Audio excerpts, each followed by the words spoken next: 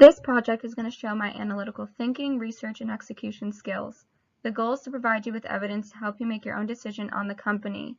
Today, my financial analysis is going to be on Vera Bradley and whether or not I believe it is worth the investment.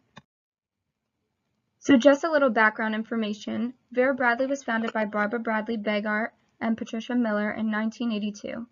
They started cutting colorful fabrics on Barbara's ping pong table to make handbags. Barbara's mother's name was Vera Bradley, so she decided to name the company after her because her mother always had great style. A close friend of Barbara and Patricia loaned them $2,500 to start their company. The first year they hit over $10,000 in sales, and by their third year they hit over $1 million in sales. From then on, the business grew from friends and family. So, where is Vera Bradley sold? Vera Bradley is sold directly and indirectly. They're sold to over 99 full-line stores, 57 factory stores, their own personal website, verabradley.com, 700 department stores, 2,600 specialty gift stores, Amazon, QVC, and Disney. Now, the supplier for Vera Bradley is Nice Ltd. This company is a supplier for over 300 other companies. Then Vera's major company customers, if you would say, are Macy's, Dillard's, Bed Bath & Beyond, and the Stein Market. Now I'm just going to go over some of the company's data. So as of right now, since the beginning, there are no stock splits and there are no or unknown mergers or acquisitions. As of this year though, there may be a possible merger with Vera and Starbucks. The current dividend yield, as you can see, is the current dividend yield 0 divided by the current price, 9.31. So there is no dividend yield. The PE ratio is 15.3, and the PE ratio divided by the relative PE is 15.94. The beta is 1.05, so that's a little more volatile than the market, but that's not necessarily a bad thing. The number of outstanding shares in common stock are 34,667,000. And the return on earnings is 7.16%. And the average is normally 15 to 20% for the return on earnings, so Vera is a little bit below that. Vera Bradley is considered to be a retail softline industry. The difference between softline and hardline is that the hard goods and soft goods are two major categories of retail industry. The term soft goods primarily refers to items that are literally soft, such as clothing and linens, and this refers also to Vera Bradley. And hard goods are non-personal items such as sporting equipment, appliances, or electronics, which, as you can see, that is one of the main competitors of Vera Bradley, the technology and e-business. And as you can see, e-commerce is here to stay. It's growing heavily with years to come. Now, another competitor is customization. Vera does have a few customizations. They allow people to customize their own handbags, but for the most part, they are trying to grow a little bit more on that. And some of their major competitors are Michael Kors, Coach, Kate Spade, and many more. Now, looking at the most recent annual report, the average price target is $10.67. This is 1% downside from the current price. Implied one-day share move following earnings 13%. Shares rose after 7 of prior 12 earnings announcements. Adjust earnings per share beat estimates in 9 of past 12 quarters. Shares up 5.7% in past 5 days versus SPX index up to 0.1%. And shares up 6.5% in past year versus SPX index up 0.3%. Next, 2020 net revenue estimate is $411.5 million. Now, 4 analysts covered the stock and all said to hold, not to buy or sell the stock. As you can see, on the right-hand side, I provided a graph for Vera Bradley and Michael Kors' past 5 years in stock price. As you can see, though, the current stock price does not reflect what they were originally at the beginning of when they first started their companies. So, for the current stock price of Michael Kors in 2014, it was $92.85, but now it's $42.79. Then as the current stock price for Vera, 2014 it was $28, but now it's $11.75.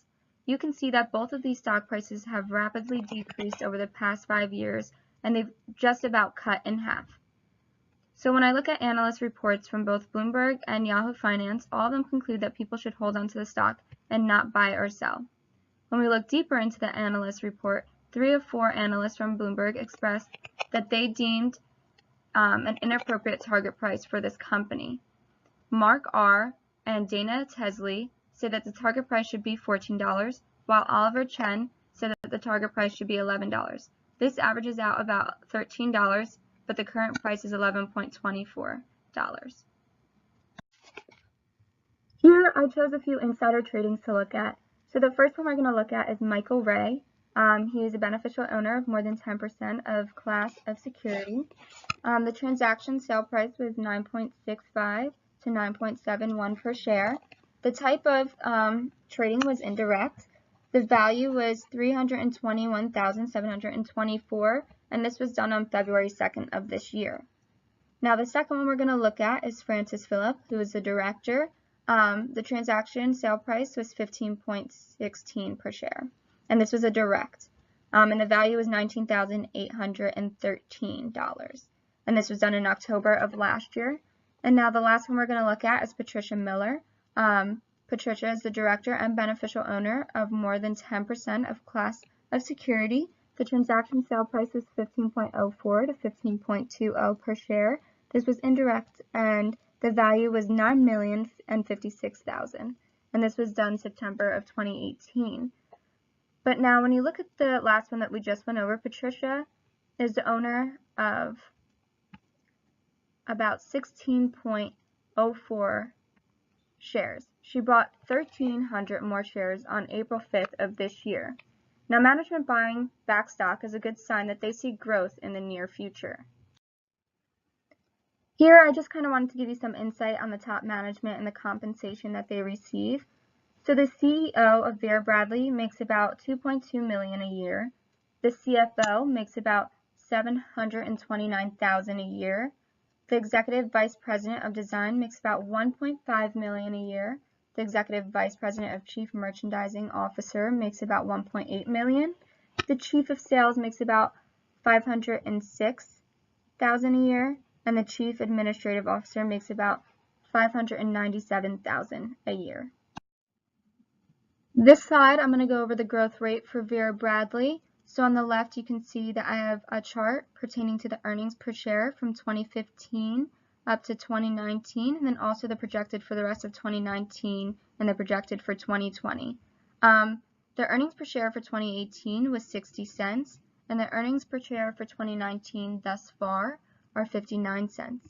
And you can see the rest of the projections obviously on the left-hand side. Now if you look to the right, you'll see the chart for the book value per share. The book value is a company net asset value, which is calculated by total assets minus intangible assets and liabilities. As you can see, the estimated book value per share is $8.58, but the share is now currently at $11.24 per share. What this means is people are paying more than what the company is valued at, and it is overvalued at this current time. Now, I decided to pick 2 current events that I thought best kind of overviewed Vera Bradley's market and what they do as a company. So the first current event I went with was Painting with a Twist. This is a local art studio which is going to host a special painting with a purpose benefit, and this is going to benefit Vera Bradley's Foundation for Breast Cancer. Everyone in attendance is going to get a free Vera Bradley tote, and there will be one person who ends up winning a free Vera Bradley trim tote with a wristlet combo. The studio will donate 50% of the proceeds from the event to the nonprofit organization. This shows that Vera Bradley goes out of their way to support a cause not only dear to their heart, but also dear to some of their consumers' hearts and in generally the world. Now, another current event that I chose was based on Michael Kors and what they were kind of doing in their section of the industry. So Michael Kors is another handbag company that has started to expand their brand. And they are actually executing smartwatches at the time, and they also had in the past some regular modern day watches. And So Vera Bradley still has a way to go, but they are still looking for innovative ways to join the new market and kind of grow their brand. Now the next two slides are kind of going to go over the global and political risks for Vera Bradley. This slide we're going to go over kind of the US and China and also Brexit, and then we're also going to go over the retail as a whole. So while concerns over slowing global growth, ongoing trade tensions between the US and China and Brexit have added uncertainty to the mix on broader scale. A strong job market stateside, increasing wages, and low inflation have enabled US consumers to spend more on the whole. Now, the next downturn could reshape retail as tech disrupts and more pressure to evolve.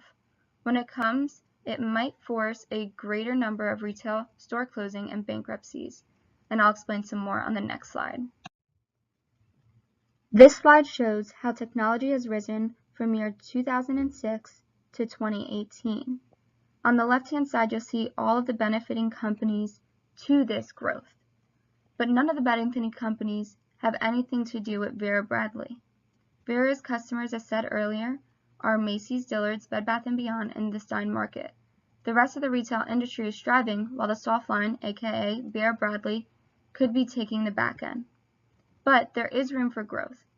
Digital sales have a lot of room to run, given they only make up about 10% of total retail spending, despite shoppers having had this capability for over 2 decades.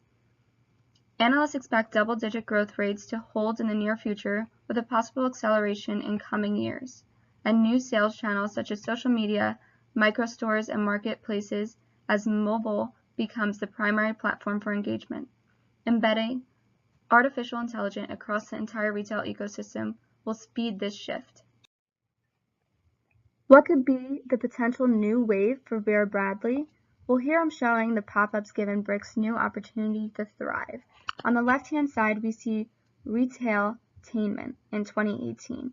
So this is showing how different generations are kind of going with retail and kind of pop-ups and brick-and-mortar stores, and how they're giving them a chance to kind of capture them and what they're looking for as far as businesses, customer service, and retail services. As per Bloomberg, pop-ups give brick-and-mortar stores a chance to engage shoppers with fun and novel experiences that should help build brand loyalty without expense of new construction. Maybe this can make up for the double-digit hike in prices on Vera Bradley's end. Pop-ups are a fun way for retailers to create brand excitement and display new products and partnerships. So-called retail-tainment is an increasingly important focus, as 43% of consumers are likely to spend more with retailers that offer meaningful in-store experiences. Now on the right-hand side, you can see the low-cost, flexible format of pop-ups minimize barriers of entry into the brick-and-mortar retail industry that has for so long stymied small digital startup retailers. The average cost to open a pop-up using service of online marketplace storefront is significantly less than to open a traditional brick-and-mortar store. They require less overhead, reducing rent and labor costs. The greatest number of clicks to bricks retailers occurred in 2017. Over the next 5 years, direct-to-consumer companies could open up to 850 stores, according to a JLL report. Now this slide, I'm going to talk a little bit not only about Vera Bradley, but Coach and Kate Spade and the industry as a whole. So past struggles had to do with discounting and promotional activity, as seen on Vera's end. It was positive because it got their consumers in the door and kind of started ramping up their business. But then it negatively affected them once consumers started planning out their purchases to coincide with their sales events. So this started to diminish the value of Vera Bradley. On this slide, I will be talking about my analysis. Select changes in growth in the next decade to embody the new technology aspect of the shopper's world. Vera Bradley is looking to expand licensing into tech accessories, bedding, and even medical scrubs, which would be very cute. I believe that over the next 10 years, Vera Bradley does have a chance to fade out unless they come out with more to offer in the upcoming generations. As I said before, the generations now are more looking towards retail-tainment and what the technology industry has to offer with the retail industry. And don't get me wrong, they are looking for more in-person encounters and what retailers have to offer them. Right now, Michael Kors is the hot brand at the moment, and if Vera wants to keep up with them, they need to focus on marketing to future generations. To conclude my financial analysis, I would personally not buy stock in Vera Bradley at this time. I do think this company will still be around, but they have a lot of room to grow. The growth is up in the air though. Vera is a luxury brand, and those with money are always going to buy when it comes to their loyal consumers. That means this company and brand is not necessarily fully affected by the market. Though the past 5 years, the market has plummeted and stock price to less than half of what their original stock price was. Vera Bradley reaches a specific target audience, and they need to focus on what their next move is going to be. Again, I agree with the analysts and the evidence of the company's history. Also, Vera does not pay dividends, so I believe there is room for growth, but I would personally not buy Vera Bradley stock, and if I owned it, I would just hold on to it.